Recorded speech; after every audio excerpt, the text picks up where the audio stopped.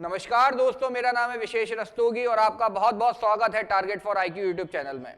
देखिए, आज से हम एक एक्ट स्टार्ट करने जा रहे हैं और एक्ट बहुत ही छोटा सा क्यूट सा। क्या नाम है उसका? जैसे कि आप देख पा रहे होंगे, सेल्स ऑफ गुड्स एक्ट 1930। ये एक्ट अलग अलग जुडिशरी के कॉम्पिटिटिव एग्जाम्स में, नेट के एग्जाम में पूछा जाता रहा है और क्वेश्चन यहां से आते हैं। क्लियर? तो यही एक्ट आज हम स्टार्ट करने जा रहे हैं। अगले 3-4 लेक्चर के अंदर हम ये पूरा एक्ट कवर करेंगे और कवर करेंगे किस अप्रोच के साथ? जिस अप्रोच से क्वेश्चन पेपर में पूछे जाते हैं। मैं आपको सारे इंपॉर्टेंट सेक्शंस विद ट्रिक्स और ऐसे कॉन्सेप्ट जो आपने पहले सेल्स ऑफ गुड्स एक्ट पढ़ा तो होगा, लेकिन आपने कभी सोचा नहीं होगा कि इस चीज का ये भी मतलब हो सकता है। हाँ, तो उस अप्रोच के साथ हम आज इसे स्टार्ट करने वाले हैं। देखिए, सबसे पहले बात स्टार्ट करते हैं कहां से? इंडियन कॉन्ट्रैक्ट एक्ट से। इंडियन कॉन्ट्रैक्ट एक्ट की बात की जाए या उसको भी छोड़ो, देखिए क्या होता है जीवन के अंदर, वो कहते हैं परिवर्तन प्रकृति का नियम है। इंसान को वक्त के साथ बदलना पड़ता है आवश्यकताओं के अनुसार। किसके? आवश्यकताओं के अनुसार। जैसे वो जिराफ वाला एग्जाम्पल आपने सुना होगा, सही है? जिराफ की गर्दन लंबी क्यों होती है ना? वो पूरी स्टोरी आपने पढ़ के आए होगे आप हाई स्कूल में, इंटर में, 9th में, 8th में। क्लियर? तो बताने की जरूरत नहीं है। तो समझ गए आप, वक्त के साथ परिवर्तन। तो हुआ क्या था, हमारा जो कॉन्ट्रैक्ट एक्ट था 1872 का, कॉन्ट्रैक्ट एक्ट पे मैंने बहुत प्यारी सी वीडियो बना रखी है इसी चैनल पर, डिस्क्रिप्शन में मैं लिंक दे दूंगा, आप देख लीजिएगा उसे। तो कॉन्ट्रैक्ट एक्ट जब 1872 में आया तो वो एक कॉम्प्रिहेंसिव एक्ट था, कमर्शियल सारी चीजों को वो कवर कर रहा था, चाहे आपका कॉन्ट्रैक्ट हो, चाहे यही सेल्स ऑफ गुड्स को लेके चीजें हो, पार्टनरशिप को लेकर हो, या जो स्पेसिफिक टाइप के आपके कुछ कॉन्ट्रैक्ट हैं उनको। लेकिन जैसे जैसे वक्त आगे गया तो चीजों में दिक्कत क्रिएट होने लगी। क्या दिक्कत क्रिएट? जैसे इंडस्ट्रियलाइजेशन हुआ, इंडस्ट्रियां बढ़ी, व्यापार बढ़ा, बिजनेस बढ़ा, तो समय के साथ जो रूल्स उस एक्ट में दिए गए थे, जैसे कॉन्ट्रैक्ट फर्स्ट आपने 1 से लेके 75 तक पढ़ा था, 76 से लेके 123 आपका एक पोर्शन रहता था जिसको सब्स्टिट्यूट करा इस एक्ट ने, सेल्स ऑफ गुड्स एक्ट ने। तो वो जो प्रोविजन थे वो सफिशिएंट थे? सफिशिएंट नहीं थे, सफिशिएंट नहीं थे। तो इसीलिए कोर्ट्स को क्या करना पड़ता था, एक English sales of goods act था आपका 1893 का, उस पर रिलाय करना पड़ता था। अलग अलग कोर्ट के जजमेंट पर, केस लॉस पर रिलाय करके डिसीजन देना पड़ता था। तो दिक्कत बहुत हो रही थी, इसीलिए उन्होंने क्या करा, इस पोर्शन को हटाकर एक नया एक्ट ला दिया 1930 में। 1930 में, जिसका नाम पड़ा the sales of goods act 1930। Clear? अब देखिए, इस एक्ट की अगर बात करी जाए, शुरू से शुरू करते हैं। इस एक्ट की बात करी जाए तो इसकी प्रियम्बल क्या कह रही है? इसकी प्रियम्बल का कहना है an act to define and amend the law. ये जो एक्ट है ये डिफाइन करने के लिए किन लॉस को जो रिलेट करते हैं सेल्स ऑफ गुड्स से, माल विक्रय से संबंधित नियमों को डिफाइन करने के लिए और उनको अमेंड करने के लिए क्या है, बनाया जा रहा है। ये है अप्रोच इस एक्ट को बनाने की। क्लियर? अब आज की क्लास में हम डेफिनेशन क्लॉज कवर करने वाले हैं बहुत ही ताबड़तोड़ तरीके से। ठीक है, तो स्टार्ट करते हैं। कहां से स्टार्ट करते हैं? कह रहा है भाई short title and commencement. Section 1 कह रहा है, पहले शॉर्ट टाइटल लिख लेना छोटा सा। देखिए, ये है शॉर्ट टाइटल और ये जो अभी हमने पढ़ा ये क्या है, लॉन्ग टाइटल। क्लियर? तो सेक्शन 1 कह रहा है शॉर्ट टाइटल क्या होगा, दिस एक्ट में बी कॉल्ड, इस अधिनियम को हम माल विक्रय अधिनियम 1930 कहेंगे, पूरे भारत में अप्लाई होगा। ठीक है, extend to whole of India. It shall come into force, और प्रवर्तन में किस तिथि को आया है ये, तो 1 जुलाई 1930 को। क्लियर? अब आते हैं हमारी डेफिनेशन क्लॉज पर। देखिए, डेफिनेशन क्लॉज के अंदर पहली जो डेफिनेशन है वो है हमारी बायर की। फर्स्ट डेफिनेशन है बायर की। क्लियर? देखो, माल बिक्रे की बात आएगी तो किराया तो कोई ना कोई करेगा। तो अच्छा, अल्फाबेटिकली भी देखा जाए तो सबसे पहले ए आता है, तो ए के बाद सीधे बी, यहां पे आप थोड़ा सा याद रख लेना, B. B for buyer. Buyer का मतलब होता है क्रेता। कह रहा है बायर मीन्स अ पर्सन, एक ऐसा व्यक्ति हु बाइज, जो बाय करता है। देखो एस आ रहा है, S E S, present tense, buys या एग्रीज टू बाय, या एग्री करता है बाय करने के लिए, यानी क्रेता से वह व्यक्ति अभिप्रेत है जो माल का क्रय करता है या क्रय करने का करार करता है। दोनों चीजों में क्या अंतर है? जैसे सपोज कीजिए आपको एक फोन लेना है, आईफोन लेना है, आप गए स्टोर पर, आपने निकाले 1.5 लाख रुपए, 1 लाख रुपए काउंटर पर रखे, भैया आईफोन दे दो ये वाला, आपने परचेज कर लिया, बाय कर लिया। ये क्या है? बाइस, यानी प्रेजेंट में आप किसी चीज को बाय क्रय कर रहे हो। एग्री टू बाय का मतलब क्या है? जैसे सपोज करो मुझे कोई चीज खरीदनी है, फॉर एग्जाम्पल कोई प्रॉपर्टी तो यहाँ कवर नहीं होती सेक्टर में, लेकिन मैं आपको एक एग्जाम्पल दे रहा हूँ। जैसे कोई लैंड आपको खरीदनी है, ठीक है, या सपोज करो कोई गाड़ी खरीदनी है, मान के चलिए 10 लाख रुपए की गाड़ी है आपको खरीदनी है, पैसे अभी है नहीं, आपने कहा भैया देखो ऐसा है, हमने एक लोन के लिए अप्लाई कर रखा है बैंक के अंदर, वो लोन अगर ग्रांट हो गया, पैसा आ गया मेरे पास, तो मैं ये गाड़ी खरीद लूंगा। क्लियर? या एक काम करो, आप मेरे लिए एक पर्टिकुलर कोई चीज बनवानी होगी आपको ऑर्डर पे, कि आप ये चीज मेरे लिए प्रिपेयर कर दो, और जब प्रिपेयर हो जाएगी तो मैं खरीद लूंगा। तो क्या प्रेजेंट में कोई ट्रांजैक्शन हो रहा है? नहीं। यहां पर कह रहा है agree to buy, party agree कर रही है, यानी फ्यूचर सेल हो रही है, पार्टी एग्री कर रही है। तो आप प्रेजेंट में कुछ खरीदते हैं या क्या क्रय करने का करार करते हैं, एग्रीमेंट करते हैं। क्या करते हैं? एग्रीमेंट। तो हम उसे क्या कहेंगे? ऐसे व्यक्ति को जो कर रहा है क्रेता, बायर कहेंगे। क्लियर? इसके बाद सेकंड डेफिनेशन है हमारी डिलीवरी की। कह रहा है डिलीवरी मींस, यानी परिधान। देखिए माल खरीदा किसने? बायर ने। तो बी के बाद बी को अगर उल्टा कर दोगे आप, रिवर्स, तो डी बन जाएगा डिलीवरी। देखिए नेट के एग्जाम में और जुडिशियल एग्जाम्स के अंदर इस एक्ट के डेफिनेशन क्लॉज से भर भर के क्वेश्चन आते हैं, तो गलती मत करिएगा कि एक भी आप क्लॉज छोड़ दें और याद ना करें कौन सी डेफिनेशन किस क्लॉज में दी गई है। सेकंड क्लॉज में है डिलीवरी की डेफिनेशन। कह रहा है डिलीवरी मींस वॉलेंट्री। वॉलेंट्री का मतलब क्या होता है? स्वेच्छा। स्वेच्छा का मतलब है आप अपनी इच्छा से कुछ कर रहे हैं। हाँ, सबसे पहला शब्द निकला वॉलेंट्री, स्वेच्छा। डिलीवरी यानी स्वेच्छा होनी चाहिए। और ट्रांसफर ऑफ पोजेशन, और किस चीज का ट्रांसफर हो डिलीवरी के अंदर? पोजेशन का। कब्जे का क्या होना चाहिए? अंतरण होना चाहिए कब्जे का, कब्जे का परिधान। अब देखिए आपने दो चीजें पढ़ी होंगी, एक होता है कब्जा और एक होता है मालिकाना हक यानी ओनरशिप, और एक होता है पोजेशन। क्या अंतर होता है दोनों में? बताइए क्या अंतर होता है? एक होता है टाइटल, एक होता है पोजेशन।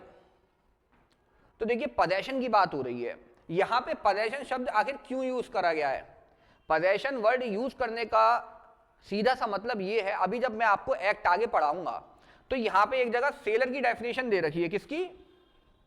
सेलर की। तो सेलर के अंदर कुछ व्यक्ति आते हैं, जैसे कौन? एक तो खुद सेलर ही हो गया, इसके बाद सेलर के बाद आता है एक इसके अंदर एजेंट। तो क्या एजेंट जो होता है क्या वो ओनर होता है माल का? नहीं होता है ना।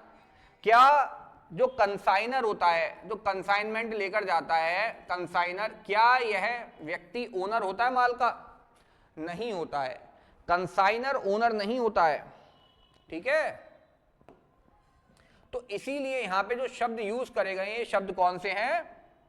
ये शब्द हैं आपके पोजेशन, नॉट ओनरशिप। क्योंकि सेलर में आप पढ़ने, अगर सेलर व्यक्ति यहां लिखा होता, ठीक है, और यहां पे अगर ओनरशिप कर देते हम, तो यहां तो फिर ओनर ही रह जाता वो जो सेलर है। क्या यहां पे एजेंट और कंसाइनर कवर हो पाते? बताइए, सोच के देखिए, कभी सोचा है ये? एजेंट और कंसाइनर के यहां पर कवर हो जाते किसी भी सूरत में? कभी नहीं हो पाते। इसीलिए वर्ड यूज करा गया है। तो डिलीवरी की डेफिनेशन पेपरों में पूछी जाती है, तो डिलीवरी की डेफिनेशन में आपको क्या ध्यान रखना है? पहली बात तो ट्रांसफर ऑफ पोजेशन होगा, और दूसरा शब्द है यहां पे वॉलंटरी, यानी कि स्वेच्छा होगा, और कब्जे का अंतरण होगा, कब्जे का, ना कि स्वामित्व का। क्लियर? तीसरी डेफिनेशन है हमारी goods are said to be in deliverable state, यानी कि आपका बात की जाए परिदय स्थिति की। किसकी? परिदय स्थिति। परिदय स्थिति से क्या मतलब है? डिलीवरेबल स्टेट, परिदय। देखो परिदय से शब्द बना है परिधान। क्या बना है? परिधान। परिधान का मतलब है दान, किसी को देना। तो कोई चीज आप किसी को कब दे पाओगे? बताइए। कोई चीज आप किसी को कब दे पाओगे? कह रहा है goods are said to be in deliverable state. देखिए क्या होता है, जब भी माल का पोजेशन हमें ट्रांसफर करना होता है यहाँ पे, तो पहले देखा जाता है कि माल आपकी डिलीवरेबल स्टेट में है या नहीं है, तभी सामने वाली पार्टी को हम बाउंड कर पाएंगे डिलीवरी लेने के लिए। तो कह रहा है when they are in such a state, एक ऐसी स्थिति में हो, माल का परिरह स्थिति से में होना तब कहा जाता है जबकि वह ऐसी स्थिति में हो, कैसी स्थिति में हो, कि क्रेता उसका परिधान लेने के लिए संविदा के अधीन आबद्ध हो। क्या हो जाए? जो पार्टी है वो आबद्ध हो जाए, क्या हो जाए? बाउंड हो जाए to take the delivery. Bound हो जाए क्या करने के लिए? डिलीवरी लेने के लिए बाउंड हो जाए। जैसे एग्जाम्पल सपोज कीजिए आप मार्केट गए, जैसे मम्मी क्या करती हैं, वो पूरा पर्चा थमा देती हैं यहां से यहां तक इतना लंबा, जाओ बेटा बाजार से जाओ सारा सामान। अब देखो हम क्या करते थे, होशियारी हम ये करते थे, हम जैसे पर्चा दिया, पूरा पर्चा पड़ा, उस पर्चे पे निशान बना दिए 4-6 तरीके के कि भैया पहले इस रूट से जाएंगे तो ये सामान इससे बोल देंगे, क्या कर देगा, एक तरफ से पहले बोलते हुए चले जाना है कि ये सामान पैक कर दे पैक कर दे, फिर लास्ट में जब लौटते आएंगे तो सबको उठाते हुए लाएंगे। सबसे स्मार्ट तरीका। तो हमने क्या करा, इधर से गए, अब पता चला 5 किलो चीनी लिखी हुई है। तो एक बात बताइए, हमने दुकान वाले से बोला भैया चीनी पैक कर देना 5 किलो, आ रहे हैं अभी 10 मिनट में आ रहे हैं, भी लेना है। अब वो चीनी डिलीवरेबल मतलब उसे परिदय स्थिति में कैसे आएगी वो चीनी, बताइए, सोच के देखिए। क्या चीनी के 5 किलो के पैकेट की बात हो रही है? चीनी तो कट्टों में आती है, 50 किलो का कट्टा होता है। तुम गए लौट कर, बोले हाँ भैया हो गई चीनी, बोला अरे कट्टा रखा है 50 किलो का, ले जाओ घर पे, ये डिलीवरेबल स्टेट में डिलीवरी इससे ही हो जाएगी, ले जाओ 5 किलो चीनी निकालना और 45 किलो वापस कर जाना। बताओ क्या वो चीनी जो 5 किलो आपने मांगी है वो 50 किलो के कट्टे से अलग है? क्या माल सेपरेट है उससे? क्या डिलीवरी की स्टेट में है वो? बताइए, नहीं है। डिलीवरेबल स्टेट का मतलब होता है कि जब पार्टी बाउंड हो जाए उसकी डिलीवरी लेने के लिए। जैसे मैंने आपसे एक स्केच बनवाया अपना, ठीक है, अब आपने स्केच में क्या करा केवल आउटलाइन बना दी है, अभी पूरा स्केच प्रिपेयर नहीं है, तो क्या वो डिलीवरेबल स्टेट में है? क्या मैं बाउंड हूं उसके लेने के लिए? जब आप मेरा स्केच पूरा कर दोगे कि सर स्केच पूरा हो गया आपका, सब लेमिनेशन करा दी हमने, सब फ्रेम बनवा के बिल्कुल तैयार पैक करा के रख रखा है, ये अब डिलीवरेबल स्टेट में पहुंचा है, अब मैं बाउंड हूंगा या पहले जो आपने आउटर लाइन बनाई है केवल एक, केवल बताइए, समझे डिलीवरेबल स्टेट का मतलब क्या है? तो पहले गुड हमारी डिलीवरेबल पर्दे स्थिति में होनी चाहिए, यह जरूरी है डिलीवरी के लिए। क्लियर? तो तीसरी डेफिनेशन में पूछा जाता है डिलीवरेबल स्टेट क्या होती है, तो आपको क्या ध्यान रखना है कि जब वह ऐसी स्थिति में हो कि क्रेता उसका परिधान लेने के लिए आबद्ध हो जाए, बाउंड हो जाए, बायर क्या हो जाए, buyer would under the contract भी क्या हो जाए, बाउंड हो जाए। क्लियर? इसके बाद हमारी नेक्स्ट डेफिनेशन है डेफिनेशन नंबर 4। डेफिनेशन नंबर 4 बता रहा है document of title of good, माल पर हक की दस्तावेज। माल पर हक, हक का मतलब है कि उस गुड पर किसका टाइटल है, किसको वो माल मिलेगा। ऐसे कुछ डॉक्यूमेंट होते हैं जो बताते हैं कि माल आपका है। जैसे सपोज करो कोई कोरियर आया आपके घर पे, उस पर आपका नाम लिखा हुआ है, पता लिखा हुआ है, फोन नंबर लिखा हुआ है। अमेज़न का कोई पार्सल है, उस पर पूरी आपकी एंट्री लिखी हुई है, डिटेल लिखी हुई है। इससे क्या साबित हो रहा है कि वो माल किसका है? यही तो पता चल रहा है कि माल भैया किसका है, अर्जुन का है। कहाँ रहते हैं ये रहते हैं कहाँ, कनाट प्लेस में रहते हैं, कहाँ, दिल्ली में। नंबर है 91491 और डैश डैश डैश डैश, अपना नंबर बोल गया मैं आधा। चलो क्या कह रहा है ये? कह रहा है भाई document of title of good का मतलब होता है इंक्लूड। क्या क्या इंक्लूड करता है इसके अंदर? तो बता रहा है पहले bill of lading, bill of lading, bill of lading. फिर कह रहा है document warrant. Bill of lading क्या होता है? जैसे कोई माल ट्रांसफर किया जाता है एक जगह से दूसरी जगह, तो उस पर एंडोर्स कर दिया जाता है कि ये माल किसका है, किसको डिलीवरी देनी है, और वो एंडोर्समेंट दूसरे आदमी को दे दी जाती है। तो जो एंडोर्समेंट उसको दिखाएगा, जो डिलीवरी करने आएगा पर्सन, तो माल माना जाएगा कि ये उसी का है, जिसपे रिसिप्ट होगी, एक तरीके से मान के चलिए रिसिप्ट जिसपे। फिर dock warrant, warehouse keeper का सर्टिफिकेट, सही है, सर्टिफिकेट कि भैया ये माल इस आदमी का है। War finger certificate, railway receipt. Clear? तो ऐसे करके कई इसके अंदर चीजें हैं, तो सब मानी जाती है क्या है, डॉक्यूमेंट ऑफ टाइटल। एक बार आप इनको देख लेंगे, याद करने की ऐसी आवश्यकता नहीं है, क्योंकि पेपर में ये क्वेश्चन नहीं पूछा जाता है। ठीक है? देखिए हम वो पढ़ेंगे जो पेपर में आ रहा है, और जो नहीं आ रहा है उसको भी पढ़ेंगे, लेकिन इतना डिटेल में नहीं जाके पढ़ेंगे। इसके बाद अगली डेफिनेशन है आपकी फॉल्ट की। फॉल्ट मतलब कसूर। हाँ, सारा कसूर तुम्हारा है और हमारा है। हाँ, कसूर का मतलब क्या होता है? रॉन्गफुल एक्ट और डिफॉल्ट। देखिए, इसकी जड़ें जोड़िए आप आईपीसी से, बीएनएस से। दो चीजें हुआ करती थी, एक होता था एक्ट और एक होता था ओमिशन। एक्ट का मतलब है कुछ करना और ओमिशन का मतलब होता है कुछ नहीं करना, यानी कार्य का मतलब होता है कोई कार्य एक्ट करना, और ओमिशन का मतलब हुआ करता था लोप करना। तो यहां पे ये फॉल्ट का मतलब भी इसी से बता रहा है। देखिए, सबसे पहले बता रहा है ये फॉल्ट का मतलब रॉन्गफुल एक्ट, मतलब सदोष कार्य। आपने कार्य तो किया है लेकिन सदोष किया है, रॉन्गफुल किया है। ये कैसे हो सकता है? जैसे फॉर एग्जाम्पल देखिए, यहां पे सेल बाय सैंपल पढ़ेंगे आप, सेल बाय डिस्क्रिप्शन पढ़ेंगे। जैसे सपोज कीजिए मैंने आपको क्या पता चला, आजकल वो शादियों का सीजन चल रहा है बहुत बढ़िया। हाँ, तो लोग क्या करते हैं, जैसे लगन वगन में वो जाते हैं, वो टोकरी आती है फलों की, वो पूरी वो सज धज के इतनी बड़ी एकदम सी। तो पता चला उसमें आपने एक फ्रूट वाले पे गए, आपने बोला भैया टोकरी बना दो फ्रूट्स की। बोला कौन से? बोला आम की बनाओ, आम की, मैंगो, आम की बना दो। बोला भाई साहब देखो हमारे पास एक 100 रुपए किलो वाले आम है, एक 200 रुपए किलो वाले हैं, एक 500 रुपए किलो वाले हैं, बताओ कौन से वाले आमों की बना दें? बोला एक काम करो ना, तुम्हारी ना हमारी 200 रुपए वाली की बना दो, पूरी टोकरी बढ़िया करके। अब एक बात बताइए, यहां पे आप, अब वो आम भी दिखा रहा है आपको, ये है सेल बाय किसके द्वारा? सैंपल के द्वारा। तो अब हो गई, बन गई भाई साहब टोकरी। अब आप जब टोकरी लेने गए तो देखा उसमें आम बता रहा है 200 रुपए किलो वाले लगाए हैं, और हैं 100। जब खोली टोकरी तो देखा 100 रुपए किलो वाले। अब बताइए, क्या उसने यहाँ पे कार्य नहीं किया, लोप करा? कार्य तो किया है, लेकिन कैसा किया है? हाँ, थर्ड क्लास, 100 रुपए वाला। और आम कौन से थे? 200 रुपए किलो वाले। यानी इसने क्या करा? रॉन्गफुल एक्ट करा है। तो ये इसका क्या है? फॉल्ट है।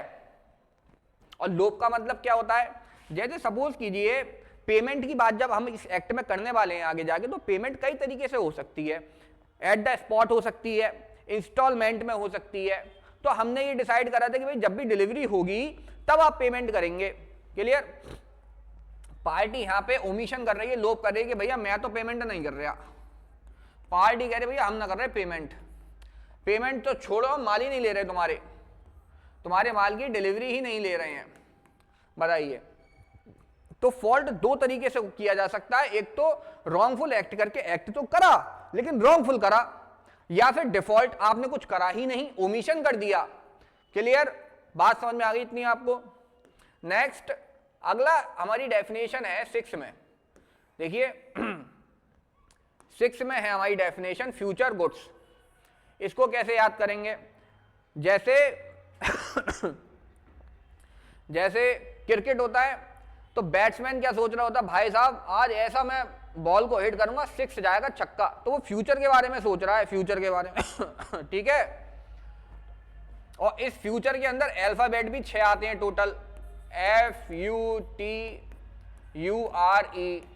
तो चाहे ऐसे याद कर लो। बहुत इंपॉर्टेंट डेफिनेशन है, कई बार पेपर में पूछी गई है, कौन से क्लॉज के अंदर है और क्या है ये भी पूछी गई है। तो बोल रहा है फ्यूचर गुड का मतलब होता है यानी भावी माल। क्या है इसका मतलब? कह रहा है means goods to be manufactured. इसके लिए आपको याद करना है मैप। जैसे आपने बचपन में मूवीज तो देखी होंगी जिसमें क्या करता था, वो व्यक्ति सोच रहा होता था कि कोई खजाने का पता मिल जाए। कहाँ का? खजाने का। तो मैं क्या करूंगा? माला माल हो जाऊंगा। तो फ्यूचर के लिए सोच रहा कोई मैप मिल जाए। तो एम से मतलब था हमारा ऐसी गुड जो क्या है? मैन्युफैक्चर होने वाली है। दूसरा प्रोड्यूस होने वाली हैं, और तीसरा एक्वायर होने वाली हैं। बात करी जाए अगर मैन्युफैक्चर की, तो मैन्युफैक्चर से मतलब क्या होता है? किसी चीज को बनाना, किसी चीज को बनाना। जैसे कोई टेबल हो गई, कोई चेयर हो गई, ठीक है, कि भाई ये जब मैन्युफैक्चर हो जाएगी तो हम आपको इसका क्या करेंगे? ट्रांसफर करेंगे। प्रोड्यूस का मतलब है जैसे फॉर एग्जाम्पल कोई क्रॉप है एक तरीके से, जब ये क्रॉप बड़ी हो जाएगी तो इसको क्या कट करके आपको सेल आउट कर देंगे हम। इसके बाद जैसे एक्वायर करने का मतलब क्या है? एक्वायर करने का मतलब होता है कि आपके पास कोई चीज आने वाली है। जैसे फॉर एग्जाम्पल आपने कहा भाई देखो ऐसा है, हमारा एक ट्रक हरियाणा से चल दिया है, हरियाणा से स्टील आ रही है हमारी, ठीक है, स्टील आ रही है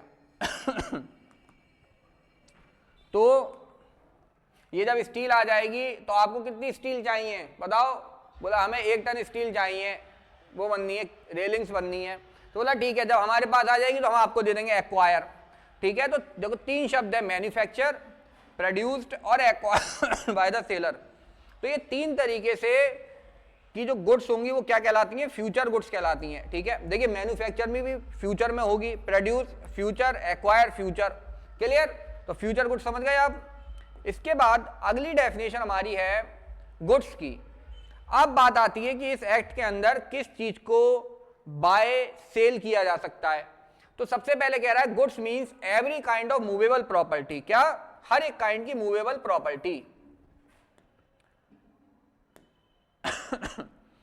अदर देन, जिसमें क्या नहीं आता है? जिसमें एक्शनेबल क्लेम नहीं आते हैं, एक्शनेबल क्लेम नहीं आते हैं।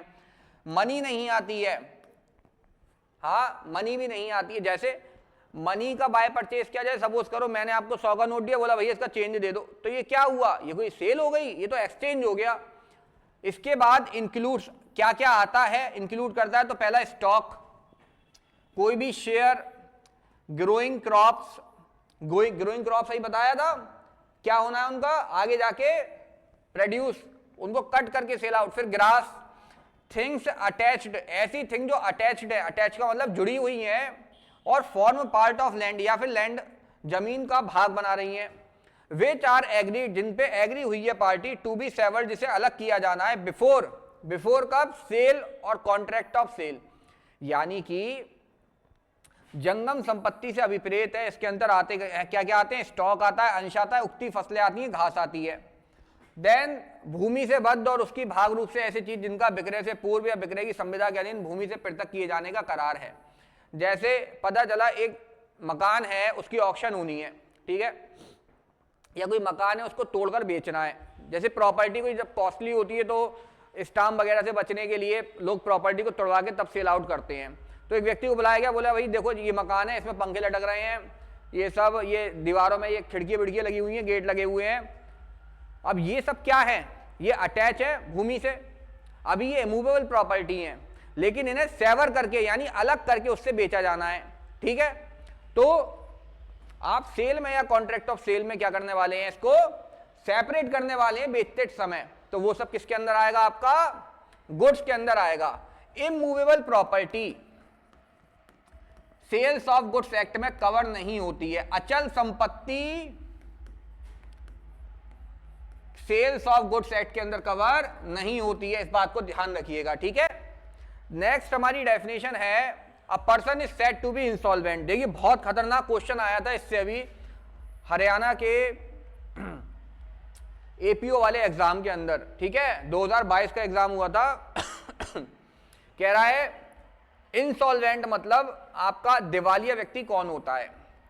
कह रहा है हु सीज टू पे हिज डेब्ट, जो व्यक्ति अपने डेब्ट पे नहीं कर पा रहा है, जो कारोबार के मामूली सामान्य अनुक्रम में यानी कि ऑर्डिनरी कोर्स ऑफ बिजनेस, जो जर्नल कोर्स ऑफ बिजनेस होता है उसमें अपने जो ऋण है उनका संदाय बंद कर देता है, ऋण नहीं चुकाता, या जो अपने ऋणों का, जो उसके ऋण है उनका जैसे जैसे वे शोध्य होते जाएं संदाय ना कर सकता हो या संदाय नहीं कर पा रहा है। कैन नॉट पे हिज डेब्ट एज दे बिकम ड्यू, जब वो ड्यू होते हैं तो उसको पे नहीं कर पाए। और सबसे खतरनाक लाइन इसके अंदर ये आती है डेफिनेशन में कि चाहे उसने दिवालियेपन का कोई कार्य किया है या नहीं किया है, weather he has committed an act of insolvency और नॉट। अब देखिए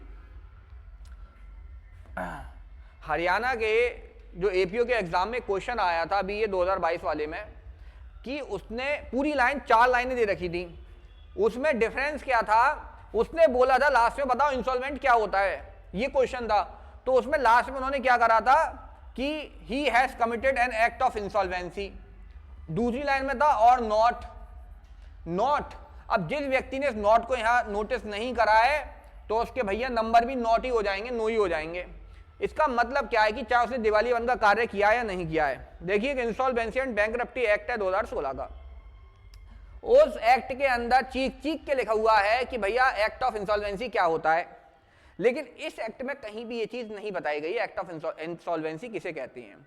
तो देखिए दिवालियापन के काम से मतलब होता है एक ऐसा व्यक्ति जो सामान्य तौर पर जब व्यापार कर रहा था तो अपनी डेप्ट दे रहा था, लेकिन उसने या तो डायरेक्टली डेप्ट अपने चुकाने से मना कर दिया, ऋण देने से मना कर दिया, तो ये एक्ट ऑफ इंसॉल्वेंसी कहलाएगा। या ऋण हो जाने पर वो भारत से बाहर चला जाता है, किस उद्देश्य के साथ कि ऋण को चुकाना ना पड़े, क्लियर। या फिर कोर्ट के अंदर वो अप्लाई कर देता है क्या कि भैया मुझे एज अ इंसॉल्वेंट आप क्या कर दो, डिक्लेयर कर दो। तो ये सब कृत्य होते हैं इंसॉल्वेंसी के। तो यहां पे इसने कोई भी कृत्य नहीं किया है, ऐसा मना भी नहीं कर रहा है कि मैं अपना डेप्ट नहीं दूंगा, कुछ नहीं कह रहा है, लेकिन फिर भी उसे हम दिवालिया मान सकेंगे। तो यहां पे लीगल डेफिनेशन की बात नहीं कर रहा है, ये सेक्शन आपको लीगल डेफिनेशन नहीं दे रहा है, ये प्रैक्टिकल रियलिटी बता रहा है। कह रहा है कि भैया लीगली वो कोई काम नहीं कर रहा हो तो कोई बात नहीं है, हमें मतलब भी नहीं है उस काम से। वो अगर प्रैक्टिकली भी ऐसी हरकत कर रहा है, प्रैक्टिकली भी, तो हम उसको इंसॉल्वेंट मान लेंगे, भले ही आपकी लीगल रिकॉग्निशन हो या ना हो, हमें फर्क नहीं पड़ने वाला। बताइए कभी सोचा था इस पॉइंट के ऊपर ऐसे? सच बताना। अगला कह रहा है मर्केंटाइल एजेंट, वाणिज्य कभी करता। देखिए मर्केंटाइल एजेंट एक ऐसा एजेंट होता है जो व्यापार के सामान्य अनुक्रम में, यानी यहां शब्द लिखे हुए होंगे आपके, mercantile agent having customary course of business, यानी ऑर्डिनरी कोर्स ऑफ बिजनेस, एक ऐसा एजेंट जो सामान्य तौर पर रेगुलरली काम करता है, ना कि ओकेजनली, पर्टिकुलर ओकेजन्स पर नहीं, रेगुलरली काम कर रहा है ऑर्डिनरी कोर्स ऑफ बिजनेस में। एज सच एजेंट, और जिसे अथॉरिटी है, किस चीज की अथॉरिटी है? ईदर टू सेल गुड्स को बेचने की। क्या क्या अथॉरिटी है इसको? कह रहा है भाई या तो सेल करने की, हाँ सेल गुड, या फिर कंसाइन, कंसाइन का मतलब क्या है? उसका ट्रांसफर। अगला क्या करने के लिए? पर्पज ऑफ सेल, बेचने के लिए, गुड्स को बाय भी कर सकता है, क्या करना? बाय करने की। और कह रहा है रेज मनी, मनी रेज कर सकता है, कर सकने की पावर है as a security of good, यानी कि सिक्योरिटी ऑफ गुड के लिए क्या है? मनी रेज कर सकता है वो। देखिए मनी रेज का मतलब क्या है? जैसे मनी रेज करना गुड्स के ऊपर, जैसे सपोज कीजिए एक एजेंट है, उसको अभी कोई माल खरीदना है, क्लियर, अपने मालिक के लिए, तो वो क्या कर, अब पैसे है नहीं, तो उसने क्या करा, कोई दूसरा जो पर्टिकुलर मटेरियल उसके पास रखा हुआ है, थिंग रखी हुई है, उसको उसने क्या कर दिया, किस पे? आपके कर्जे पर उठा दिया। उसने बोला एज कर्जे पे नहीं, सॉरी, सिक्योरिटी के तौर पे उसको बोला भाई देखो ये सिक्योरिटी रखी है और मुझे 5 लाख रुपए की जरूरत है, एज सिक्योरिटी इसको रख लो हमारी गुड को, और मुझे 5 लाख रुपए दे दो। अब इस 5 लाख रुपए से वो क्या कर रहा है? और गुड खरीद ले रहा है, तो यानी कि उसे क्या है, एक तरीके से प्लेज कर रहा है वो। तो मर्केंटाइल एजेंट वे एजेंट होगा जिसे सेल, गुड, कंसाइन और सिक्योरिटी के तौर पे गुड्स को रखने की क्या होगी? पावर होगी। नेक्स्ट हमारा प्राइस की बात आती है। तो प्राइस का मतलब होता है कि भैया मनी एज अ कंसीडरेशन जो पे किया जाता है, उसे हम क्या कहते हैं? प्राइस कहते हैं। कीमत से वह प्रतिफल अभिप्रेत है जो माल के विक्रय का धन के रूप में है, ठीक है, और ये आपका मनी होना चाहिए। प्राइस का मतलब क्या है? मनी। अगर गुड्स के बदले गुड्स दी जा रही हैं, वो जैसे गाना नहीं था, दिल के बदले सनम हम दिल दे चुके, तो भैया दिल के बदले दिल वाला काम नहीं है और गुड्स के बदले गुड्स वाला काम नहीं है। क्यों काम नहीं है? कि अगर गुड के बदले गुड दे रहे हो तो ये एक्सचेंज हो जाएगा, ये आपका सेल वेल नहीं कहलाएगा, समझे? सेल नहीं कहलाएगा। नेक्स्ट हमारी डेफिनेशन है प्रॉपर्टी की। प्रॉपर्टी बता रहा है, प्रॉपर्टी का मतलब होता है जनरल प्रॉपर्टी। अब देखिए शब्द सफिशिएंट नहीं है इसको डिफाइन करने के लिए, और ना कि स्पेशल प्रॉपर्टी। जनरल प्रॉपर्टी का मतलब होता है एक ऐसी प्रॉपर्टी जिसको पार्टी सेल कर सके, परचेज कर सके, सही है, उसको लीज वगैरह पे, लीज कह रहा हूं, उसको क्या बोलते हैं आपका, प्लेज वगैरह पर दे सके। कहने का मतलब है ये ओनरशिप को क्या कर रहा है? शो कर रहा है ओनरशिप को। तो जनरल प्रॉपर्टी मानी जाती है हमारे यहां, स्पेशल प्रॉपर्टी नहीं। क्लियर? स्पेशल प्रॉपर्टी नहीं। स्पेशल प्रॉपर्टी से मतलब होता है जिसमें लिमिटेड इंटरेस्ट हो। क्या हो? लिमिटेड इंटरेस्ट हो। क्लियर? इसके बाद अगली डेफिनेशन है quality of good. Quality of good का मतलब होता है स्टेट और कंडीशन। स्टेट और कंडीशन, क्वालिटी से मतलब जैसे सपोज कीजिए कि अभी हम बात कर रहे हैं कि भाई ये जो हमारा पैनल है, इस पैनल को हमें बेचना है, तो आप पूछोगे भाई इसकी कंडीशन क्या है, स्टेट क्या है, तो हम कहेंगे भैया 1 साल पुराना है, हमने 5 लाख रुपए का ये लिया था, ठीक है, और आज तक खराब नहीं हुआ है, अब इसकी 2 साल की 3 साल की वारंटी और भी बची है। तो ये क्या है? इसकी कंडीशन स्टेट। तो क्वालिटी से मतलब है कि गुड्स उस टाइम किस स्टेट कंडीशन में है, किस स्थिति और दशा के अंदर है। क्लियर? जैसे कार खरीदने गए तो आपने पूछा भैया ये कार जो है इसकी क्या स्थिति है, कैसी चल रही है ये, तो बोले भैया इंजन में कुछ कुछ खटखट की आवाज आती है इसकी क्या दशा, स्थिति देखने में कैसी लग रही है? बिल्कुल सही, प्रॉपर स्थिति सही है, उसकी स्टेट सही है। ठीक है? इसके बाद seller. Seller means a person who sells और एग्रीज टू बाय। देखिए आपने फर्स्ट डेफिनेशन पढ़ी थी, 1 नंबर पे था आपका बायर, सही है, 1 पे था बायर, और 13 पे है आपका क्या? सेलर। 13 पे क्या है आपका? सेलर। सेलर वही सेलर कौन जो फ्यूचर, अभी करंट में या फ्यूचर में क्या है, सेल करने की बात कर रहा है। बात खत्म। अगला कह रहा है स्पेसिफिक गुड। स्पेसिफिक गुड यानी विनिर्दिष्ट माल का मतलब है ऐसा माल जो आइडेंटिफाई किया गया है या एग्री किया है किस समय, at the time of contract of sale, जब कॉन्ट्रैक्ट किया जा रहा था उस समय उस पे क्या कर, उसे या तो हमने आइडेंटिफाई करा था या एग्री करा था। यानी कि जब बिक्री की संविदा की जाती है तो परिलक्षित और करारित है। ठीक है? कहने का मतलब क्या है ये समझो। आइडेंटिफाई का मतलब होता है किसी चीज की पहचान करना। ठीक है? जैसे सपोज करो अभी वो मैंगो वाला दिया था 100 रुपए, 200 रुपए, 500 रुपए। जैसे आप एक वो जैसे विशाल मेगा मार्ट है उसमें गए, वहां पे सेल्समैन खड़ा था, उससे बोला भैया एक काम करो जरा मैगी के पैकेट उठा के ला दो अंदर से, नूडल के। बोला भैया, अब देखो नूडल किसी भी आप ऐसे मॉल वगैरह में जाओगे, सही है, कॉम्प्लेक्स में जाओ, बहुत तरीके के मिल जाएंगे अलग अलग कंपनी के। तो बोला भैया देखो नॉर्थ यूपी वाला भी है, yippee वाला भी है, और हमारे रामदेव बाबा हैं आटा में कौन सा नूडल होता है, आटा नूडल, वो भी है, और 3-4 तरीके के और है, बताओ कौन सा वाला। तो बोला अच्छा सब उठा लो, मैं देखता हूँ कौन सा है। तो आपने सबको देखा, उसमें देखा फैट किस में ज़्यादा, कार्बोहाइड्रेट, खा रहे हो तब भी देख रहे हो। आपने कहा चलो ये रामदेव बाबा वाला सही है, तो एक काम करो एक पेटी रामदेव बाबा वाले नूडल की दे दो। अब ये गुड आपने क्या करा, आइडेंटिफाई करिए ना कंपेयर करके, आपने क्या करा, एग्री करा उसके ऊपर। तो ऐसी गुड जो आइडेंटिफाइड है या एग्री करी गई है सेल के समय पर जब कॉन्ट्रैक्ट किया गया था। और लास्ट डेफिनेशन कह रहा है कि भाई expression used but not defined, उन पदों के जो इस अधिनियम में प्रयुक्त किए गए, मतलब ऐसे शब्द जो इस एक्ट के अंदर हम यूज कर रहे हैं किंतु परिभाषित नहीं है, लेकिन उन्हें डिफाइन इस एक्ट में नहीं करा गया है।